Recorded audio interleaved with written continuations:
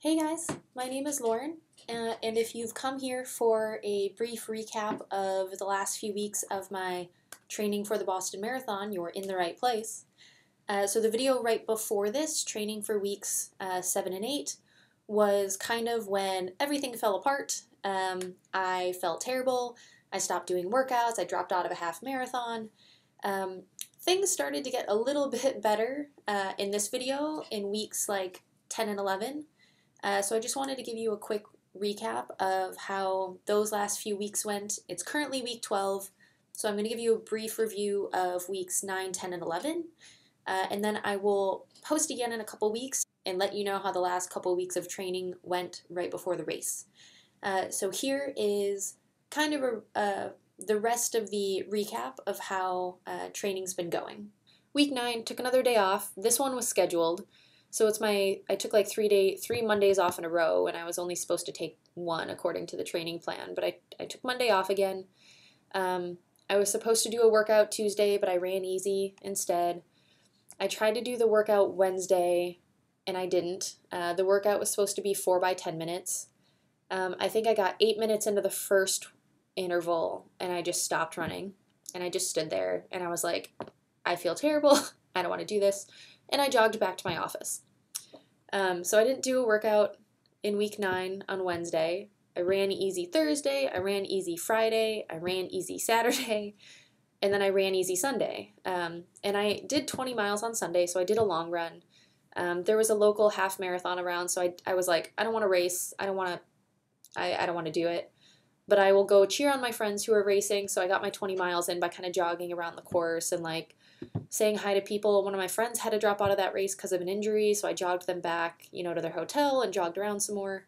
So I got my 20 miles in for week 9. I got my 20-mile run, so I ran 70 miles that week, but no workouts. No workouts week 9 at all. Week 10 was my last 80-mile week, so after that it was going to start cutting down a little bit. So week 10, I ran easy Monday, I ran easy Tuesday, and then I did a workout Wednesday, and this one actually went okay. So it was supposed to be 1 mile and then 20 by 400. So that's 6 miles total of speed work. So I remember posting this workout on Instagram too. The track team was actually using the track when I went to go do the workout, so I did the workout on the grass field nearby. So I did this entire workout on grass instead of on the track. So given that, I'm happy with the paces I ran. So I was supposed to run everything like 5:45 pace, like the mile and all the 400 reps. And it was all closer to 6-minute pace, maybe a little bit under, which again, I'm totally happy with given the state of the lack of workouts I've done, and given the fact that I did it on grass, and this kind of is a long, like mentally challenging workout. So I did the mile in like 6:05 to 6:10, and then I did all the 400s around like 127, 128, so all under 6-minute pace. So that workout, I did that one workout week 10. I ran an easy double Thursday, so I got in 12 miles total. I ran an easy double Friday too, but it was only 10 miles, so they were shorter. Ran easy on Saturday, so I did 10 miles. I have in my notes here that I actually like walked too during that easy 10 mile Saturday. So I think I ran about 5 miles and I was tired and just didn't feel good. I was doing like some really easy local trails, like nothing crazy, but I remember walking for at least a few minutes total, probably like 5 or 10 minutes total for the whole thing, just because I was tired. And then this Sunday long run, I was supposed to do 21 miles. I was supposed to do a workout inside 21 miles, and I didn't do that. I did 18 miles easy. And we actually ran in the evening on Sunday, because normally we run in the morning on the weekends and get it out of the way. But both of these days, I just couldn't get up and get out of bed and like get out the door running. So I did my Saturday easy run at like, I think noon or 1 p.m. And then Sunday we ran at like 4 p.m., like 3:30 or 4 p.m. So it got dark out, and I would have been okay running longer, but like it got too dark and we didn't have lights, so we cut it at 18. So I did 78 miles in week 10 instead of 80, but like honestly 2 miles is like kind of close enough. And then week 11 last week, so we're almost caught up. Week 11 last week, ran easy Monday, ran easy Tuesday, had a workout Wednesday that went okay, So I think I posted this one on Instagram too. So I was supposed to do 5 by 10 minutes at 6:30 pace with 90-second jog recovery for 11 miles total. And this one went pretty well. So I had actually had a pep talk the night before with a couple of my friends, like Faye and Cindy, who are also competitive athletes. Like Cindy's like a competitive ultra runner and obstacle course racer, and Faye's like a professional obstacle course racer, but like super fast. They're both fast. They're both good distance runners. I went to Cindy's house the night before and like got a little pep talk from both of them, and they're like, you know, you're almost there. You're almost at Boston. You just got to hit like these next few workouts, and then you're golden, right? Just do what you can. It's too late to like go back and do all the workouts now, right? But like hit these next few big workouts, and you'll be good. So I actually went out and I did this 5 by 10 minute workout on my own, and it went pretty well. I was probably closer to 6:35 pace on average than 6:30, which is close to the goal marathon pace. And I did 13 and a half miles total. And I just didn't plan my route properly to get back to the car at 11. But that actually went pretty well. So I was pretty happy with that. I ran easy Thursday, ran easy Friday, ran easy Saturday, and then had a workout this past Sunday. So this past Sunday was my biggest run and probably my biggest workout because I did 22 miles.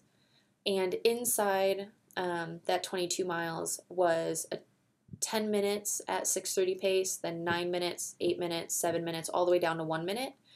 So 10, 9, 8, 7, 6, all the way down to 1 was a total, I think, of like 55 minutes of like work, of like effort, around 6:30 pace effort. And I say effort because I hit 6:30 pace sometimes, but not all the time, because I did this really long bike path on rolling hills. So some of these intervals, it was like uphill for a mile, and I wasn't at 6:30 pace. But for the whole 22 miles, it was 7:30 pace on average. So, the pickups plus the recovery portions, which I'm pretty happy with because I know my first marathon training cycle, I only did one 20-mile run with no workout inside, just a 20-mile run at 8-minute pace. And that was the longest run I did during my first training cycle when I ran my first sub-3 marathon. So this was encouraging because I got 22 miles at 7:30 pace with, some pickups in there. So I was happy with that. I was supposed to be at 70 miles last week, but I was at 73, 74. So now it's just these last 3 weeks before Boston. So the rest of this week and then 2 more weeks. So for this week, week 12, I'm supposed to go down to 60 miles and then 50 miles and then like 30 or so.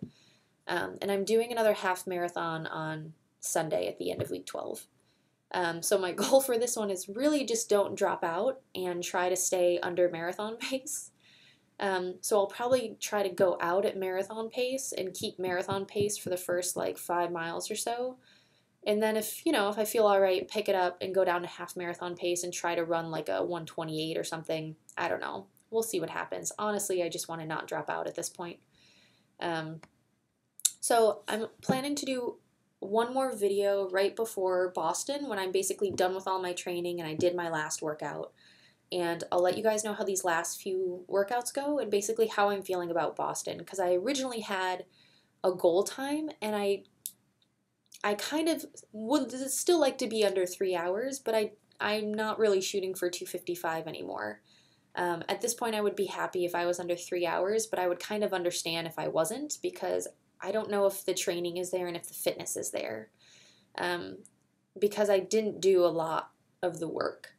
And it's very subjective, right? You don't know how much of it you really have to do to get the benefits, because I know for my first marathon, I didn't hit all of the workouts, and I still ran well at my goal race.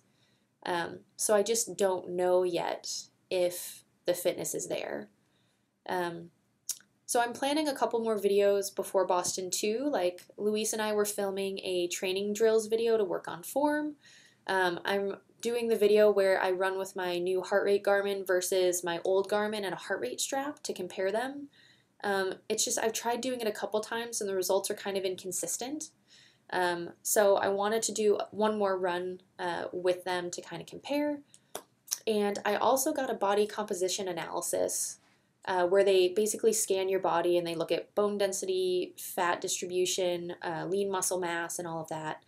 I got one last year before my last marathon, and I thought it would be interesting to compare now where I'm at. So I'll probably put a video up about that too. And then I'll obviously let you guys know how Boston goes. You'd probably be able to track me if you wanted to.